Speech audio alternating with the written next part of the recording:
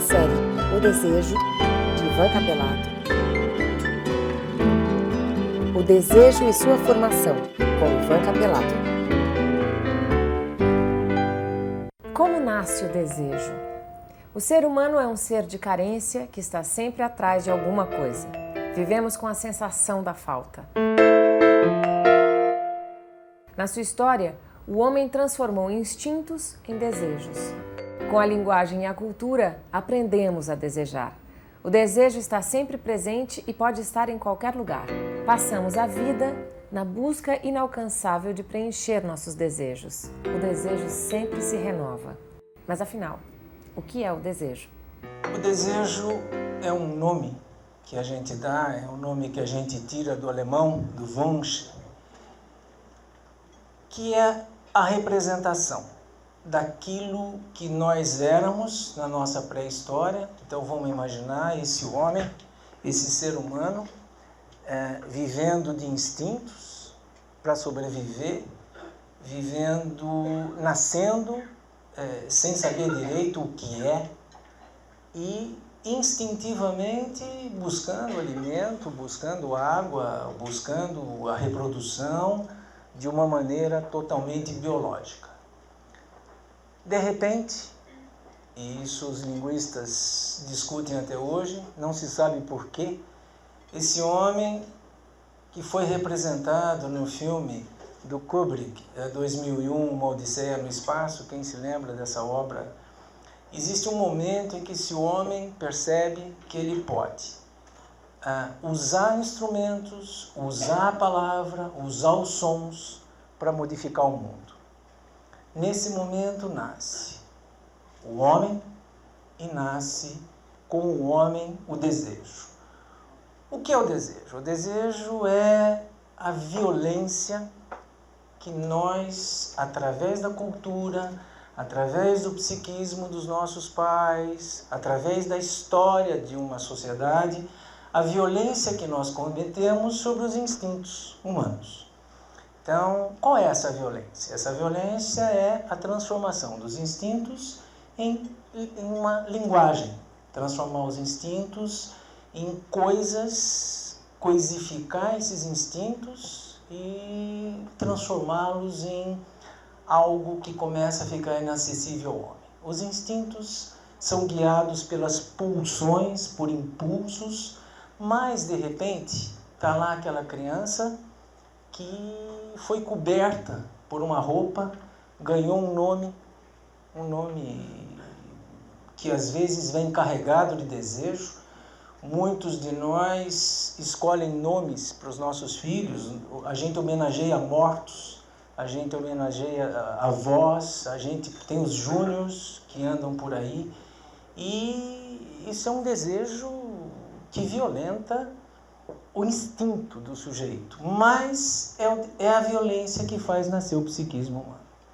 Então, o que é o desejo? O desejo é essa representação das pulsões, a representação dos instintos, que faz com que nós passemos, a partir do momento que a nossa linguagem começa a funcionar, que a gente começa a entender o mundo, que nós passemos a procurar o objeto que vai servir para aplacar aquilo que nós sentimos dentro de nós, como diz Lacan, a falta a ser, a falta. Eu preciso me completar através de alguma coisa.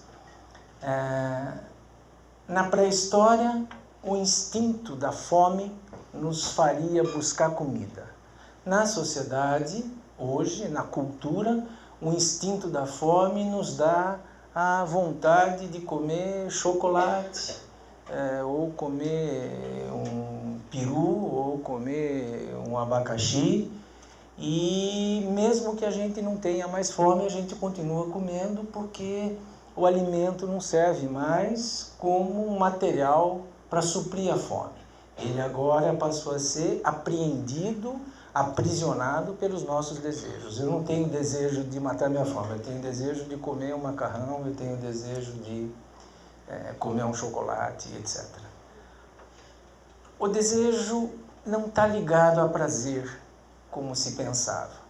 A psicanálise, no seu início, se iludiu um pouco, imaginando que nosso desejo ia buscar o prazer. Hoje nós sabemos que o nosso desejo vai buscar um objeto, não um prazer.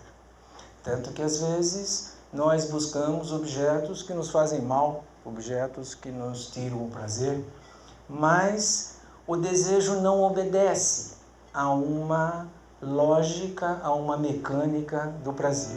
O que aconteceu com o desejo? O desejo se desorientou.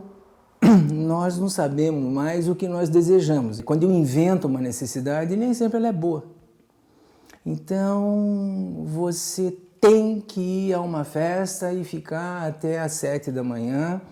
E para ir à festa você tem que beber muito, e você tem que usar droga, e você tem que beijar muito, e você tem.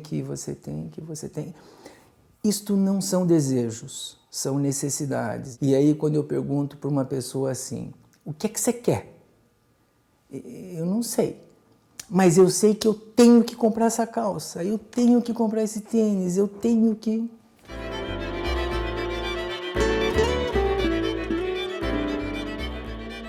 O que somos nós hoje? Nós somos filhos do desejo de alguém? Alguém nos desejou?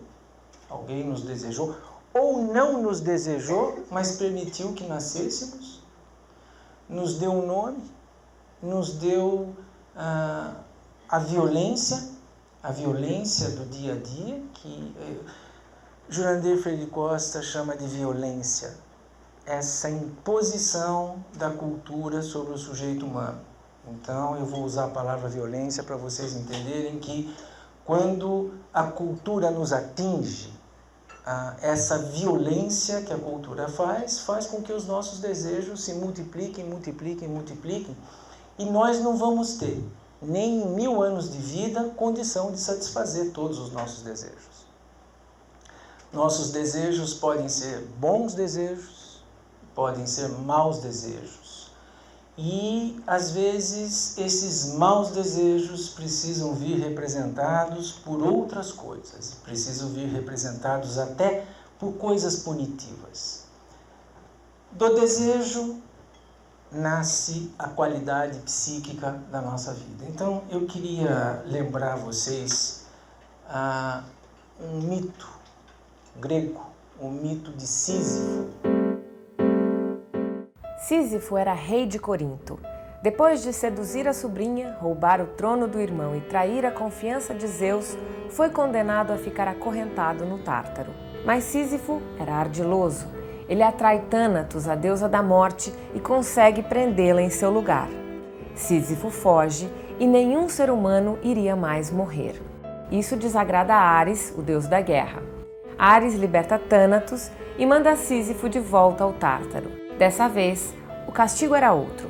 Sísifo é condenado a empurrar uma pedra até o topo da montanha, um trabalho eterno, pois sempre que chegava ao topo, a pedra rolava de novo para baixo. O mito de Sísifo representa exatamente para nós, o homem, o que é o desejo. O desejo é aquilo que persegue um objeto, e quando esse objeto é atingido, o desejo perde a sua significação. O desejo acaba. E aí, como existe uma montanha de desejos, uma multidão de desejos, uma matilha de desejos, bons e maus, nós ficamos correndo atrás de objetos, sempre com o intuito de satisfazer o desejo. Mesmo que o objeto não seja prazeroso, eu gostaria muito que vocês entendessem isso. Às vezes nós nos surpreendemos com os jornais, ou com o nosso vizinho, ou com as coisas que a gente vê por aí, esse monte de bebês aí assassinados, abandonados, e a gente imagina como é que alguém pode fazer isso. Como é que alguém pode? Que cabeça tem uma pessoa para fazer isso? Uma cabeça igual a nossa. Uma cabeça igual a nossa.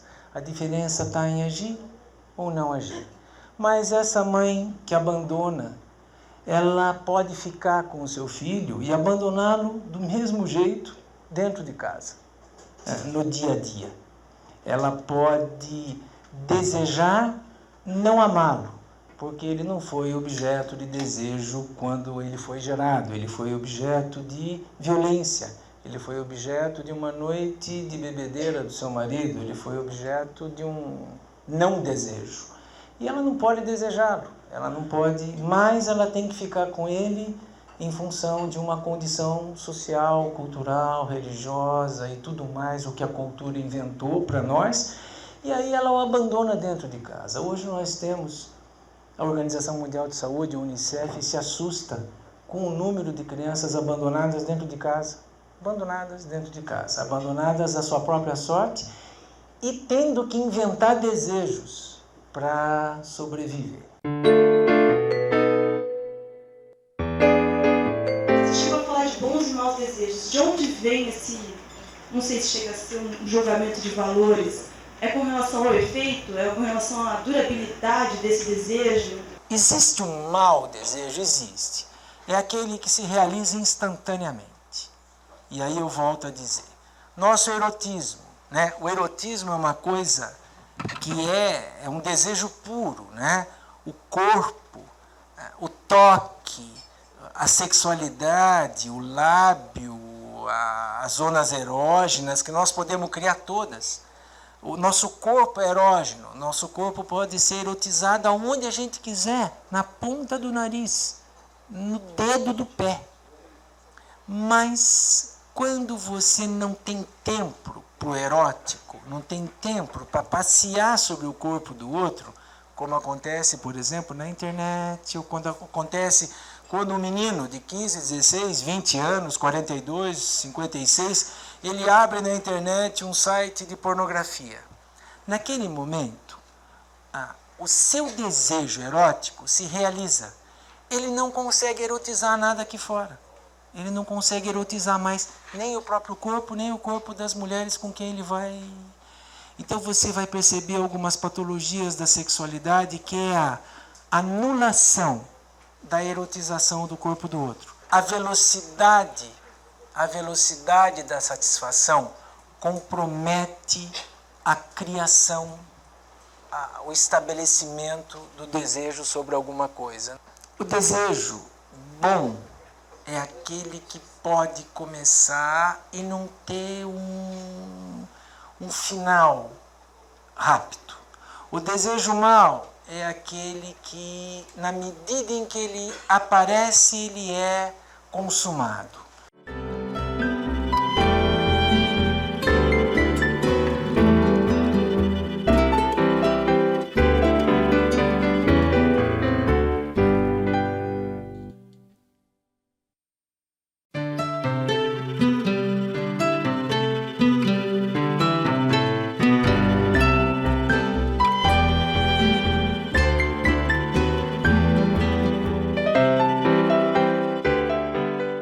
Na França,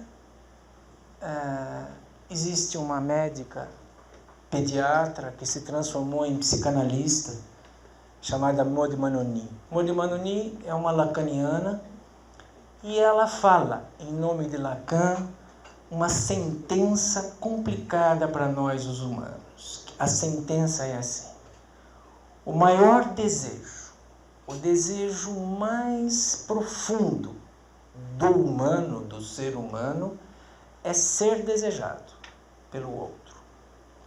Então, vamos analisar isso. Quando eu posso ser desejado pelo outro? Vamos ver um pouquinho o que a sociedade me dá. A sociedade me dá a beleza. Quando não me dá beleza, me dá inteligência. Né? Outro dia um menino me dizia que ele é muito pequenininho, muito magrinho, e ele está numa escola, na classe dele todo mundo é muito alto, muito forte, e ele passou a ser pouco desejado, porque ele começou a ser objeto do xiste. O xiste é uma manifestação do desejo através do sadismo. Eu tenho tanto medo de ser como ele, que eu fico tentando toda hora me lembrar dele. Como aquele menino que tem um desejo homossexual latente, forte, tem medo desse desejo, vai para uma academia, cria uns músculos horrorosos e sai batendo nos viados na cidade para que ele possa lidar com o medo que ele tem daquele desejo inconsciente que está lá dentro dele. Assim é o menino baixinho. Ninguém quer ser como ele. Todo mundo imagina como ele está se sentindo. Então as pessoas começam a pôr apelido, começam a pôr... O outro, vamos imaginar que na classe desse menino tem uma gordinha que não consegue emagrecer, que também recebe de todo mundo o xiste. Ela, que se identifica com ele, vai acudi-lo, vai cuidar dele, porque ambos, o desejo de ambos está restrito. Eles não podem ser desejados pela sociedade como coisas belas, como coisas esteticamente boas.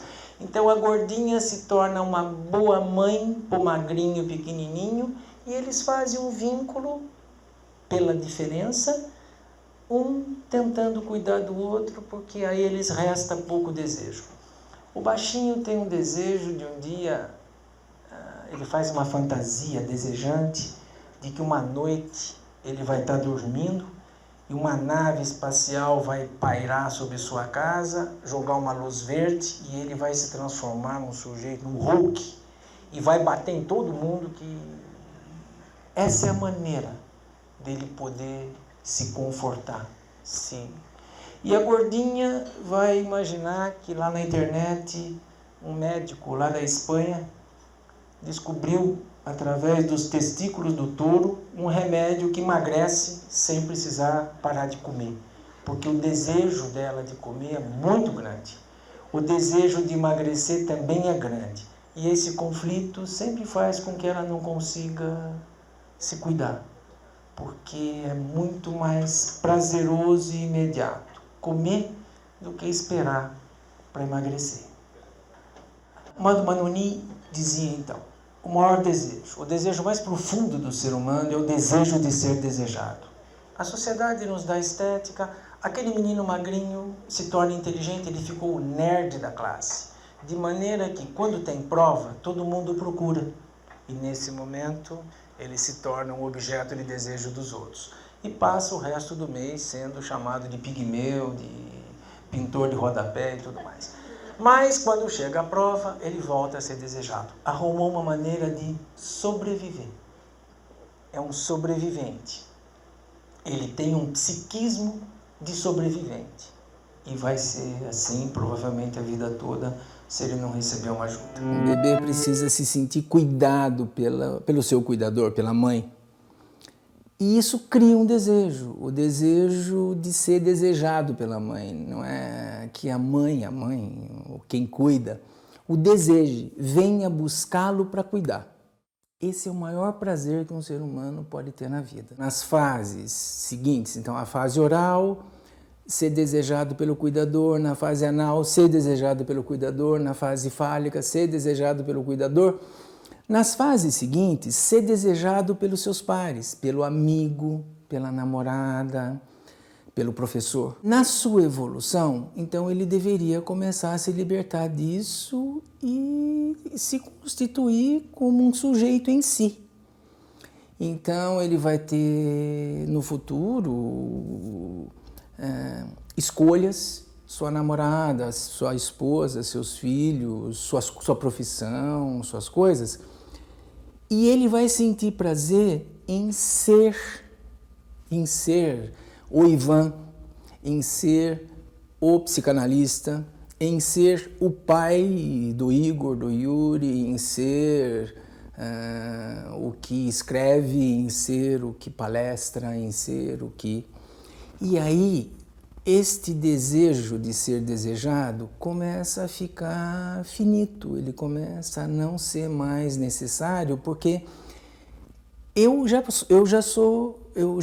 me possuo, eu já sou dono de mim. Quando eu continuo precisando do desejo do outro, isso é patológico.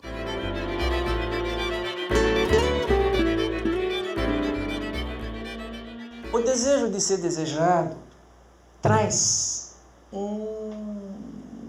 uma doença, uma reação nossa muito complicada, que em 1977, um psicólogo americano chamado Leon Festinger escreveu um livro muito importante chamado Dissonância Cognitiva. Logo em seguida, nos Estados Unidos também, Gregory Bateson começa a estudar a dissonância cognitiva à luz dos pensamentos de Maud Manoni e Lacan e descobre o que ele vai chamar então de desejo paradoxal. Então eu vou tentar explicar para vocês como funciona isso. O desejo paradoxal é o seguinte: eu tenho uma filha de 11 anos que, como ela come muito hormônio aí distribuído nas carnes que a gente compra, ela ficou com 11 anos já, ela tem os seios proeminentes, já menstruou e está muito bonita. E hoje ela vai à sua primeira festa noturna. E eu sou sua mãe. Eu tenho muitos desejos a respeito dessa filha. De um lado, eu tenho desejo que ela seja feliz, que ela seja bonita, que ela encontre alguém que goste dela, que o marido dela seja diferente do meu, que fique com ela o tempo todo. De outro lado, eu tenho um medo. O medo e o desejo são irmãos gêmeos, fazem parte do mesmo composto. De outro lado, eu tenho medo de invejá-la. Ela tem a mãe que eu queria ter, ela tem o corpo que eu queria ter e tem a vida que eu queria ter. Com 11 anos de idade, ela está lá muito bem vestida, bem arrumada, com uma roupa de marca, uns peitinhos bonitinhos, e eu tenho medo desse desejo. O conflito entre esses dois desejos faz com que eu chegue perto dela e crie uma doença fatal na cabeça da minha filha, que é assim: eu vou sentar com ela no sofá, ela está pronta para ir à festa e eu vou levá-la e vou dizer para ela, eu vou violentá-la com o meu conflito, dizendo a ela assim: filha minha, você percebe como você está bonita? Você percebe o corpo que você tem? Você percebe que você é desejável? Você está sexualmente bela?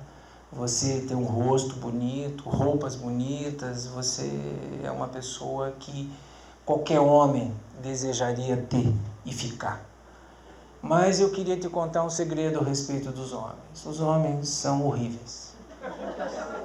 Você deve perceber aqui em casa, seu pai, seu avô, seu irmão, seu tio. Os homens desejam você apenas como um prazer. E depois eles deixam você. Então, filha, não deixe que isso lhe aconteça. Uma gravidez na adolescência seria tão ruim, você é tão bonita, tão jovem. Aí essa filha cresce mais um pouco e vai para a segunda festa noturna dela. E como ela é humana, invadida pela mídia, invadida pelos amigos, invadida pela cultura, ela também tem desejos. Ela é uma BV, uma boca virgem, e isso é uma coisa complicada na escola dela. BV tem BV1 e BV2. BV1 é boca virgem, BV2, vocês adivinham? E ela é BV1 ainda. Ela é BV1 e ela quer tirar isso, ela deseja romper isso. E a mãe a chama de novo e diz: filha minha, cuidado, você vai a uma festa, vai ter bebida, vai ter os homens. Se fosse uma festa só de lésbica não tinha problema, mas vai ter os meninos, né? Então, cuidado.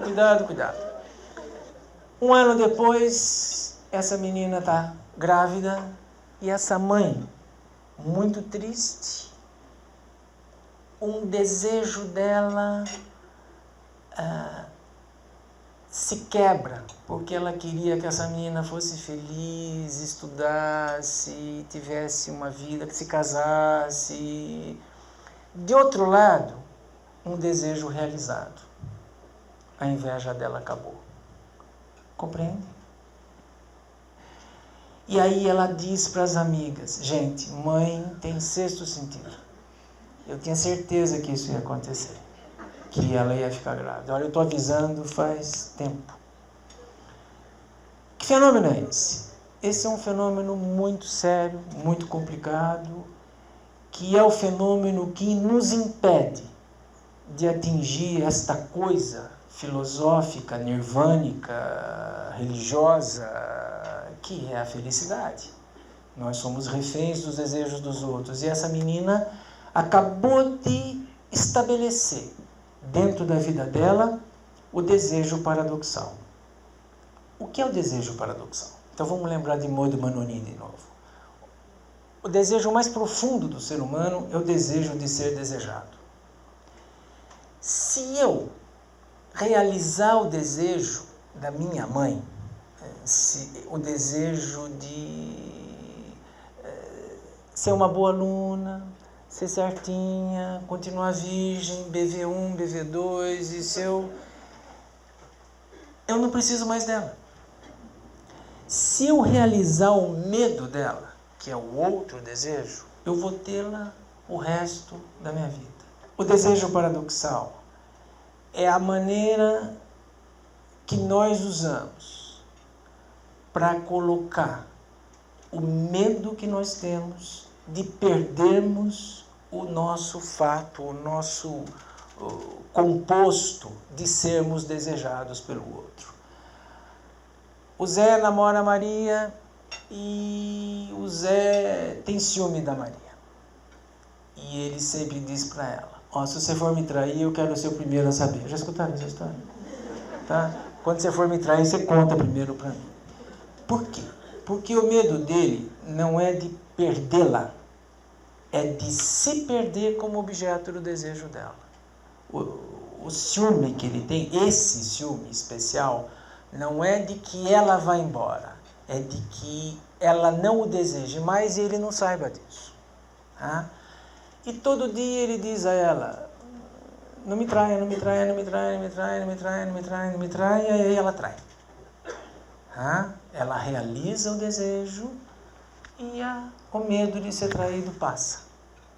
E ele então deixa de ser um objeto desejado e vai depois buscar outras formas de ser desejado. Como depressivo, como um coitado, volta para a mãe, que vai acolhê-lo e desejá-lo de novo. Nós somos vítimas e autores desta coisa maluca que é o desejo.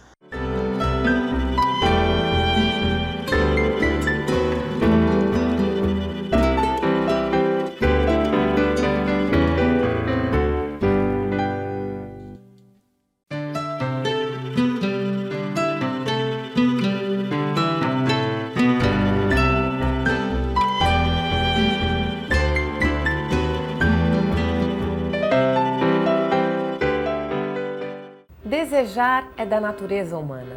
O desejo, quando atingido, perde o seu significado. Criamos então novos desejos para poder correr atrás. O que nós queremos, afinal? Qual será nosso desejo fundamental por trás de tantos desejos? Será que conquistar um desejo significa ser feliz? Felicidade é um prazer constante, nirvânico, né? Um prazer constante, um estado de ser feliz, só que eu não sei qual é o objeto que traz isso. Vamos atrás de Deus. Então agora eu já colecionei todos os objetos que eu tenho e eu vou atrás de Deus. Aí eu descubro, Deus é um bom desejo, porque ele nunca é visto como o bebê que sai da barriga da Maria ou como... Então ele é um bom desejo, um bom desejo. Mas eu não sei o que fazer com ele, porque o que ele me pede são coisas que eu não posso desejar. Ele me pede assim, ama o próximo como a ti mesmo. E eu não tenho esse desejo. Nunca me ensinaram esse desejo. O que me ensinaram é que o outro me violenta, o outro me bate na escola, o outro me lesa.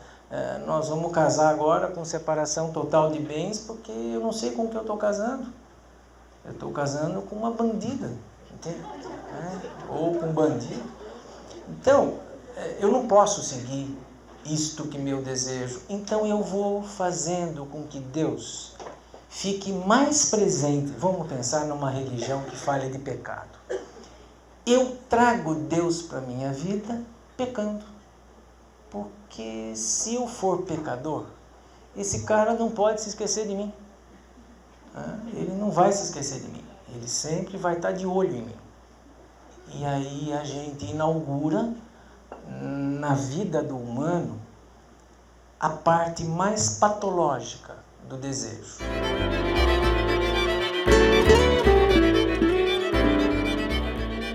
Eu posso começar a viver minha vida colocando os meus desejos mais rápidos, né? Os mais imediatos, que é para que eu não fique sofrendo pela espera. Eu posso fazer com os meus desejos tudo o que eu quiser.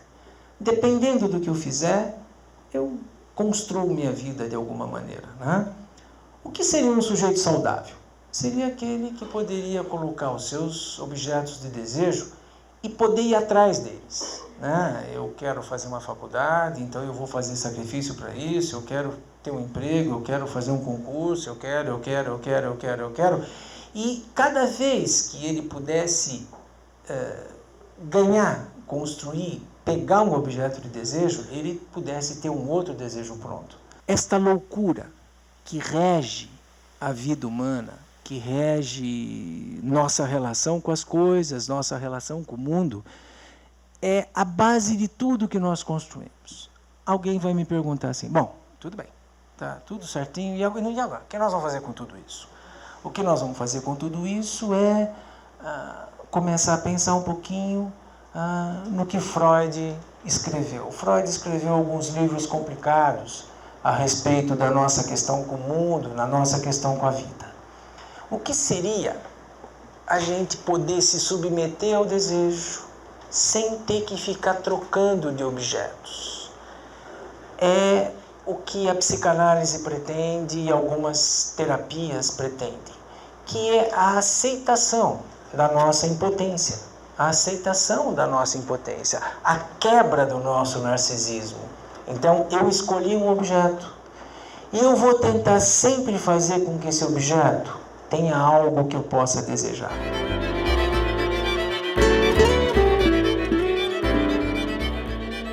Quando eu paro de desejar meu filho e tenho que esperar ele ficar doente para eu voltar a desejá-lo, quando eu paro de desejar minha esposa e tenho que ter medo de perdê-la para voltar a desejá-la, nós estamos vivendo a falência fundamental daquilo que todos nós queremos, que é a paz e que é a nossa comunhão, que é a felicidade, que é uma vida feliz. Não há remédio contra o desejo, a não ser a consciência. Hoje, a Organização Mundial de Saúde diz que 5% de nós são conscientes.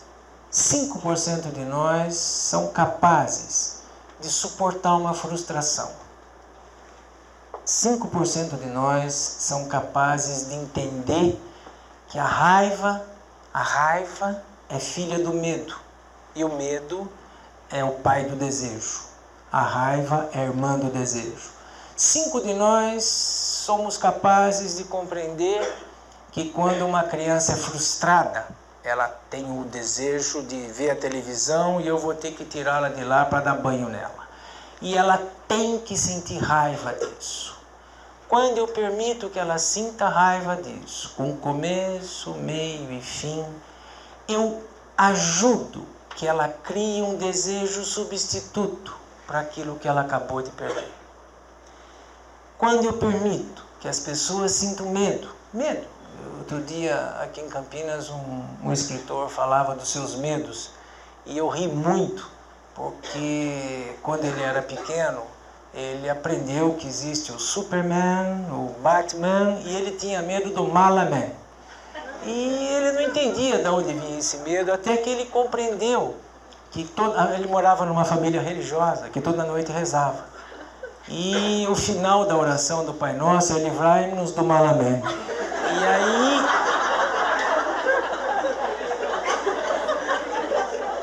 ele entendeu que as palavras têm vida e agradeceu esse medo do mal, amém, que fez tão bem a ele. O medo ele constrói bons desejos. O medo constrói bons desejos.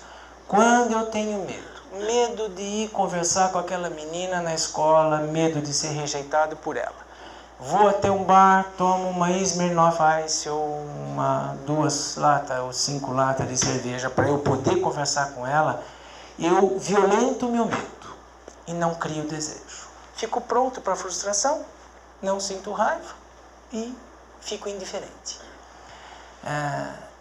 Quando a criança tem medo e a gente respeita o medo, permite o medo, você vai ficar na sua cama com o seu medo. Ela forçosamente vai inventar desejos que possam fazer com que ela combata seu medo. Quando eu permito que uma criança sinta raiva, com começo, meio e fim, eu permito que ela crie desejos. Se ela aprende a suportar a sua frustração, ela vai aprender a suportar a ideia de que nem sempre todos os nossos desejos são realizáveis ou realizados.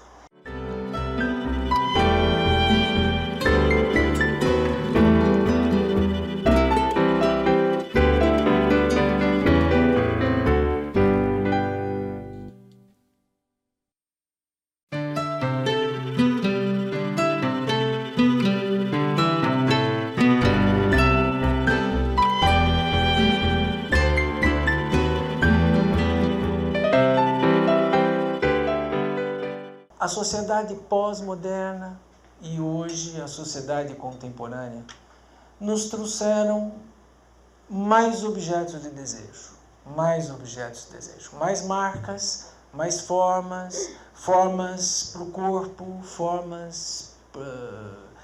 aparelhos de modificar, de pintar, e nos trouxe a possibilidade de que os nossos desejos possam não nos frustrar.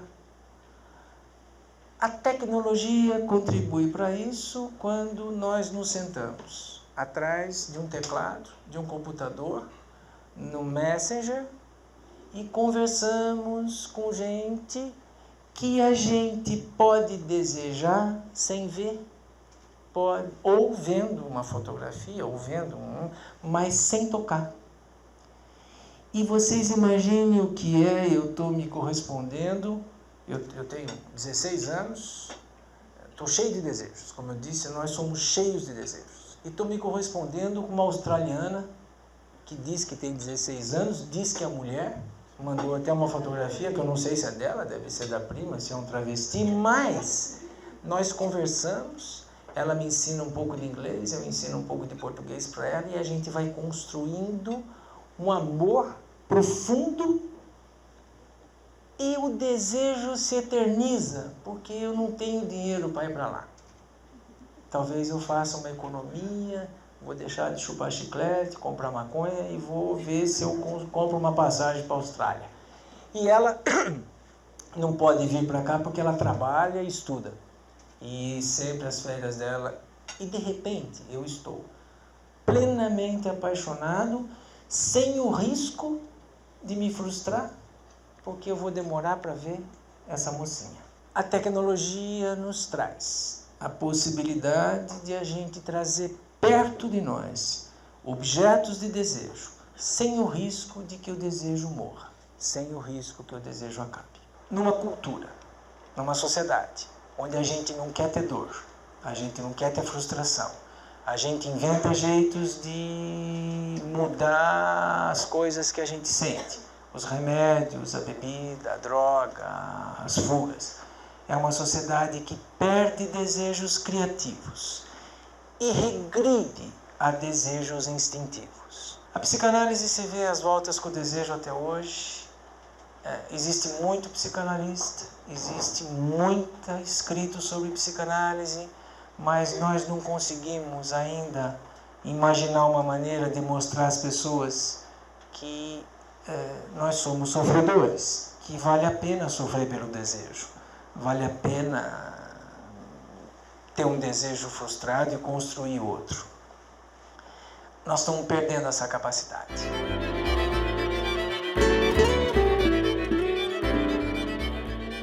Nosso desejo muda o mundo. Nosso desejo modifica as pessoas. Nosso desejo constrói o psiquismo dos nossos filhos. Então, a gente precisaria parar um pouco e pensar. O que nós queremos? Né? O que eu quero para mim?